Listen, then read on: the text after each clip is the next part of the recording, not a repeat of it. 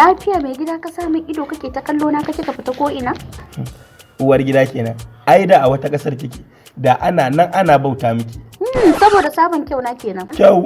A'a, saboda na duba na ga kina kama da saniya. Ni nake kama da saniya mai gida.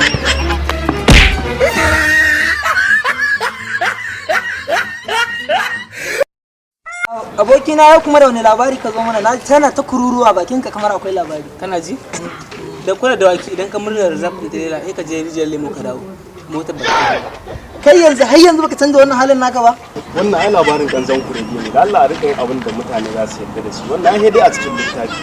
To kai in banda ka raina mana hankali ko ruwa ake zuba, ai ba za ka zo kai mana wannan magana ba. Wace magana na ji ake ne? Wannan gayan da yake neman ya gaya mana abin da kai ba zai dauka ba. daga kuna da waki idan ka murna zafin tirela ba ka je rijiyar lemo ka dawo. Haba wannan ya karamin abu ne.